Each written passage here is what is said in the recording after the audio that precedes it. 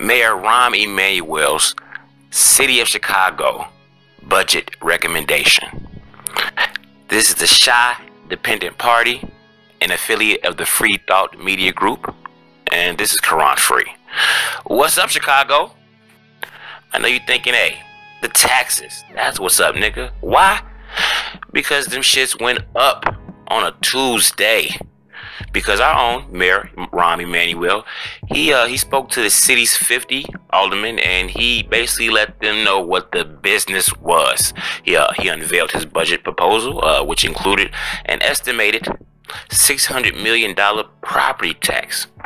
Now, if I was, a gullible sheep like thing, somebody who really didn't pay attention, who went with the Joneses, then, I would be thinking right now, like, hey, look, maybe Rahm Emanuel, he went to sleep one day, God talked to him, he gave him the master plan while he sat on the cloud, Indian style, smoking one of them hookahs, angels playing harps in the background, all that good stuff. But, since I tend to, use my critical thinking skills, and I would have to, in this case, choose to beg to differ. See, what I tend to believe is that Rahm had this plan the entire time. This is the reason why, even though, everyone begged him. I mean, everyone, from the brothers on the block, to sisters on the street, to the cats downtown eating steaks. Everybody begged him, hey, Rahm, what's the plan, man? And he never once told him a damn thing. Public figures, politicians, church folk, black leadership, sisters, brothers, cousins, uncles, aunts, moms, and dads, man. They was like, yo, what's going on? He never gave him one damn straight answer. All he said was, hey, I got the plan. And by damn it, he really didn't need to say a damn thing. Rahm, he's a smooth dude, man. He's one of those White House cats. He shows up in his nice suit. He got his, a salt and pepper hairdo and his $1 million smile. And he's pointing, and he's like, hey, I play poker, man. I don't have to show my hand. I got the plan. And he just showed up and he struts around and he shook some hands and took some pictures and, he kissed a black baby or two. And, man, the nigga was in. Right? He was in. We just let him in. So I, for one, am not surprised that, the microphone has now dropped around the city, echoing, and everybody's gasping for air, like a damn, like a burglar, like a thief in the night or something. I don't know, but hey. Now, whenever I'm about to piss somebody off, I sometimes give them that legendary choice. Like, yo, do you want the good news or do you want the bad news? And, most people, they opt for the cushion before the concrete brick upside their head. And I can't blame them, So in true hustler fashion, Mayor Rahm Emanuel, he told what problems, the absurdity to follow from his mouth would solve. So basically to lube up Chirac and basically expose kind of like different segments like the good, the bad, and the complete ugly, right? So basically he says that with this he flashes his $1 million smile, and he's like, yo, the new plan will fund police and firefighter pensions. Because look at our city, man. We got fires all the time, and damn it, we got a lot of who's need to police people. Who's gonna save you, right? And so we definitely need them. We can't retire and just let them just retire to nothing, right? Come on, we gotta be good people, because they'll probably strike, and then what? But wait, there's more, and this is the good part. What I'm gonna also do is I'm going to fix the overcrowding in the Chicago public schools. Even though I'm the reason them shits is really overcrowded right now, I closed them, even though you guys told me not to, and you begged me not to, I did it. But, what I'm going to do now is I'm going to, basically fix that problem. I'm going to also add air conditioning. I'm going to make sure the kids are cool, so they can stay cool in the summertime at school and won't have that armpit sweat as they sit at their desk, they're brutally battered and old desk, and they get miseducated, Now, aren't I a good guy? Plus, think about this. What I'm also going to do is I'm going to close the budget gap, and improve the overall health, well-being, financially of the city. How about that? Everybody like, And and in true, like, robotic fashion, where everybody just kind of goes along with shit, everybody starts clapping, clapping and applauding and looking at each other all side-eyed, though. They're like, they whispering amongst each other, like, hey, maybe we're wrong about Rahm, man. Maybe Rahm is a good guy. Maybe he ain't the Mr. Monopoly who really doesn't give a shit about the people and only the greenery. And I ain't talking about the go green shrubbery of the city. I'm talking about the actual the fiat. But before we get ahead of ourselves, hey Rahm, how much is this gonna cost us, man? Cricket. So Rahm takes a big gulp and he clears his throat. He's like, yo, hey. He proceeds to spit that hot fire. He puts his hand up to his headphones and he goes in. He's like, yo, it's gonna cost about $600 million in property tax, about another $45 million to modernize the schools, and I'm gonna need a $1 a month for garbage pickup, and I'm gonna need some bread for the new ride sharing services. So niggas like, what? Nigga like, hell no. To the no, hell no. And basically, he's like, I'm also gonna need the alderman to step up. Somebody yell, yo, Rahm, don't your brother, the big Hollywood guy, Rahm Emanuel, doesn't he have like investments tied up in Uber or something? Rahm looks at them like, shh, be quiet. Tonight we ride. Nigga, shut up. And everyone else yelling like, yo, Rahm, man, what about Big Bruce down in Springfield? Ain't he like gonna he ain't gonna sign for this ish right here. He thinks raising taxes ain't gonna change a damn thing, and he'd rather just place freeze tag with the taxes. Again, Rahm flashes that beautiful smile, and he gives that patented point guard finger, and he says, hey, listen, you know me better than that. Me and Bruce was playing blue versus red golf this weekend, and I wouldn't propose something that I didn't have confidence in down the road. Now I'm paraphrasing, but that's basically what he said. And he basically, again, he said, yo, what about you aldermen? I need y'all to step up. Now, what's interesting about this is that, Rahm, the good thing about it is that he's not going to be able to pass this all by his lonesome. He's going to need some help, and that's going to be in the form of 26 votes that he needs to actually make this a law. But another interesting thing is the structure of the aldermen are kind of split into three subgroups. Now, first you got the people who usually vote against Rahm, and they kind of give zero fucks about his feelings, and basically they just don't rock with him at all. And then you got to kind of you got the Hispanics who still are mourning their defeat of their own Chuy Garcia, and they usually think about make decisions about the well-being of the good of the constituents, which like good aldermen.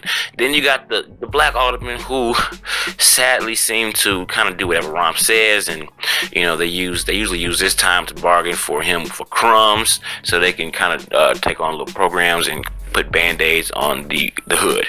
But anyways, so everyone's groaning and moaning, and they say, hey Rahm, is there any alternative to this shit right here? I mean, is there anything else we can do? I really don't want to get down like this. This is not something that the people are gonna like if we ever hope to be voted again. I don't think our people are gonna vote for us after this. We're really basically shaking down the city. This is pocket checking. What else can we do? Rahm's like, what else can nigga? Please, what? Come again? What else can we do? Rahm's smile disappears. Basically, he gets hella serious, and his eyes turn red like Lucifer, and he's basically like, hey, the only alternative is some end of the world apocalyptic type shit. I mean, like zombies and bodies and blood and bloodsuckers and all that good stuff. Like, we would have to basically cut 2,500 police officers, and damn it, like I said, we got violence everywhere. Do you really want me to cut the police officers? Damn it, we're trying to add police officers, and we also trying to get rid of the police officers with badges sitting at their desk, put civilians there, and get the more police officers on the street. So we need more though. We can't really afford to cut them. Then we had to cut 2,000 firemen. Cut 2,000 firemen. We got fires all over the damn city. I know the summer's over, but kids burned down houses left and fucking right, cigarettes, all type of shit, man. And we would have to also close down 50 fire stations. So along with the firemen getting cut, we got to cut the homes on fire, man. Like, I mean, get real. How we do that? And to top it off, we ain't gonna be killing no rats. We ain't gonna be cleaning no graffiti or fixing no damn potholes. As if they do that anyway. Yep. But basically, he says, he painted a picture of, hey, the alternative is basically you do what I say, which is my bill or my budget, or the city goes to shit. And to quote Rahm, he said, hey, I know this budget is tough and therefore it carries political risk. I get it. But there's a choice to be made. Make no mistake about it. Either we must muster the political courage to deal with the mountain challenges we inherited, or we repeat the same practices and allow the financial challenges to grow. Now, I know I'm very familiar to kind of sales. He kind of gave him the feel, felt, found. Hey, I feel you. I understand. And other people feel that way, and I feel that way too. But what I found out is if you don't do what I tell you to do, then fuck what you talk about. So that's basically Rahm's whole stance on that. Now, Rahm did offer another alternative. He said, hey, he gave another point. Hey, teachers, you guys can, we could do budget cuts there. They said, hey, Rahm, bullshit. You know how we get down, we will strike. Conversation over.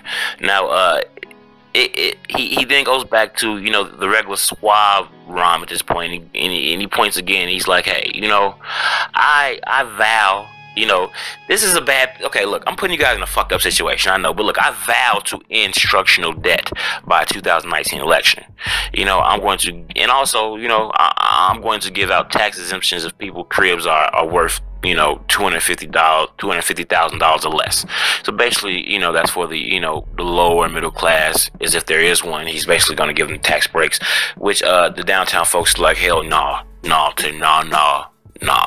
But basically, what Rahm's saying is I'll do all the really messed up stuff right now, and by the time the next election comes around, you won't remember a thing. After all, that's kind of the way that the city of Chicago gets down. If we look back to the way history has gone, we kind of look and see, our beloved Mayor Washington, he kind of did a certain thing to where in 1987 there was about $79 million increase, which would kind of translate now, if you add inflation, to about $167 million. Richard Daley also did in 2008 for about $86.5 million. Every once in a while, basically, because they suppressed the fact that we need to have a tax increase. Basically, every damn year, there's a big tax hike, and that's what happens in these cases.